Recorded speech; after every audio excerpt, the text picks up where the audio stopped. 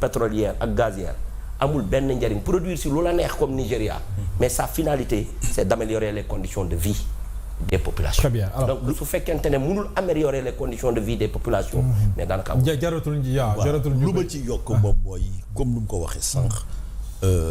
revenu pétrole ak gaz bi ñetti pàcc la. bu ci njëkk dañ koy dugal progressivement dans le budget ordinaire. li nga xam ne moom muy permettre ñu structurer les projets de base kooku wax na ko sànq. beneen bi moom mooy fonds souverain sénégalais bi wax naa ko sànq mooy loi wu 2019-15 bi. bi nga xam ne boobu effectivement moom mooy fonds intergénérationnel bi comme ni ko expliqué ci ay kàllaama yu leer sànq. mais aussi am na benn bi nga xam ne foog ñu préciser ko moom mooy fonds d'appui aux collectivités territoriales. waaw maanaam tey. sonn nañ parce que moom mii maire la. waaw mais kooku c'est-à-dire dañu. ñoom seen coowal pakaseen bi rek leneen la. ci architecture ci mécanisme bi nga xam ne moom la ñu teg. maanaam on a même prévu que 20% wu revenu yooyu. dafa war a dem. conformément à la loi sur la décentralisation. pour financer leen. effectivement ci architecture bi mécanisme bi baax na. mais une chose moom mooy mécanisme léegi nag foog ñu tënku ci comme ni nga ko waxee sànq léegi waruñu am ay divergences statistiques. parce que loolu. baaxul ci transparence baaxul ci fiabilité et que comme dañuy soog a door dañu war a fexe jël les meilleures pratiques quelque part moo tax aussi bien comme ni mu waxee ci Assemblée nationale bi je suis d'accord par rapport ak cette truc aussi il faut une clarification l'information ñu stabiliser ko loolu mooy permettre effectivement ëllëg ak si biir ñu mën a contrôler parce que foog ñu am benn base bi nga xam ne méngoo nañu ci bu ñu méngoowul ci chiffre rek suba même bu amoon benn contrôle day am ay polémique quelque part.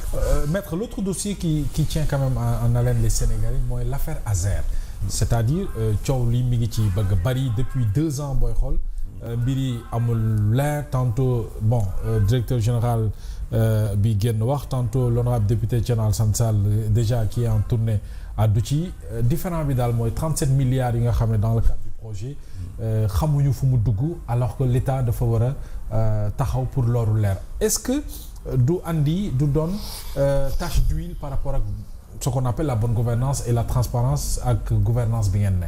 waaw kooku su ma wax lu ci sori. parce que ci li ma ci xam moom mooy dossier bi ñu ngi ci loxo yoon. ñu ngi ciy wax donc am na ay acteurs yi nga xam ne d'accord ñu ku ci nekk am na interprétation léegi lu ci mënti am moom mooy lu ci kanam rawul gët quelque part parce que lu ñuy wax nekk di xuloo la buñ ci commencé wax rek dañuy yokk xar mi karaw comme on dit donc moo tax dama ciy maanu mais peut-être maintenant ci domaine bi problématique bi nga xam ne ça concerne le milieu rural et je suis sûr que honorable dina la ci defal ay développement yu am solo parce que question bu mu xam la yow moom gis naa la nga nekk ci en tournée ak l'honorable député Thierno Alassane Sall au moins xanaa di ngeen ci wax lu maanaam lu tegu par rapport ak à ce dossier là. xam nga Thierno dafa ñëw assemblée nationale wax ko. bi mu ko waxee mu invité sénégalais yi députés yi ak presse bi ku ci bëgg na ñëw ànd ak moom man personnellement ma jël sama responsabilité. ànd ak moom mais benn étape laa def mu étape bu Birkilane. c'est ça. bi ma ñëwee am na ay questions yu ma ko posé am na questions yu ma tontu moom gis nga Thierno mun na am une attitude politique.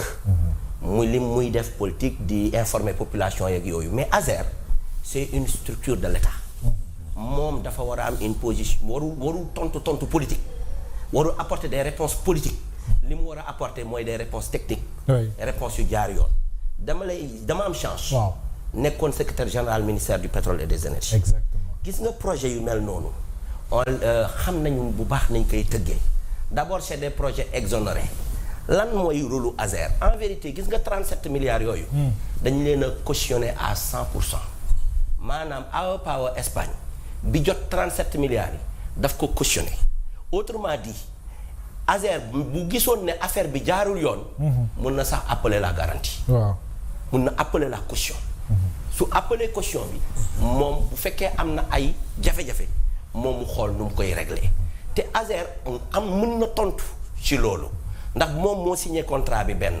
deuxièmement xam nga joxe nañu avance Azer que le 37 milliards moom bu liggéeyee ba pare day indi ay facture am Azer moo koy contrôler su ko contrôler ba pare day dem yóbbu ko DODT muy direction des ordonnancements ñooñu bu ñu ko xoolee ba pare ba mu jaar yoon ñoom ñooy wax espagnol yi c'est conforme kon mun nga décaisser waat beneen partie ñu décaissé waat continuer noonu ba projet bi jeex. mais également c'est des projets exonérés. oui waa ji su jëndee ay parce que ci biir projet bi. am na lu ñuy tuddee le contenu local espagnol. ak aussi un contenu local sénégalais.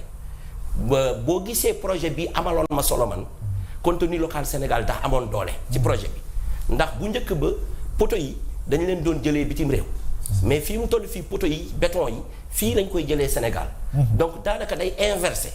au lieu de 70% de contenu local espagnol ou étranger da ngay mujj am sax un 60 à 70% de contenu local sénégalais. ce qui fait que ñoom espagnol yi bu ñu jotee xaalis bi yooyu éléments yépp c'est des éléments de vérification. ñoom am na lu ñu war a jënd lépp li nga xam ne dañ koy importer mooy moo xam fil yi la wala affaire yi demee noonu et cetera tey su ñu demee ba à 20 mois. de l'exécution du projet am na ci ay coow yi nga xam ne par exemple sur les listes de village gis nga man liste de village pour man wax naa ne du indicateur. xam nga lu tax du indicateur.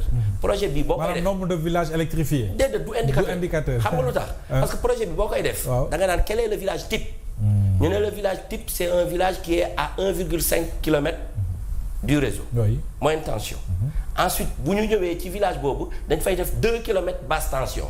mais mun ngaa ñëw am benn village bi nga xamante ni réseau banque team c'est à 500 mètres ou à 250 mètres xam nga dangay gagné foofu mun ngaa ñëw ci dëkk fekk 1 kilomètre donc doy na ko waaye it mun ngaa ñëw ci dëkk fekk 5 kilomètres moo koy électrifier mais à la fin de la journée ce qui compte c'est les quantitatifs et l'enveloppe su quantité yi jeexee enveloppe yi jeex fekk nga am 1600 wala nga am 1400 wala nga am 2000 kooku sa chance la parce que ça dépend ensuite c'est des listes qui sont actualisées looloo tax ASER au lieu que muy def tontu pour man dañoo war a communiquer li manqué ci projet bi c'est la communication parce que même la liste des 1600 villages yi Thierno yor mais liste boobu man bi ma nekkee EG ministère de l'énergie ASER n'est pas la seule structure qui électrifie ou bien qui supervise des électrifications Senelec day électrifier PUDC day électrifier communes yi ci boppam dañuy am PACASEN wala am leneen yàkkamti électrifier seen bopp looloo tax le ministère la direction de l'électricité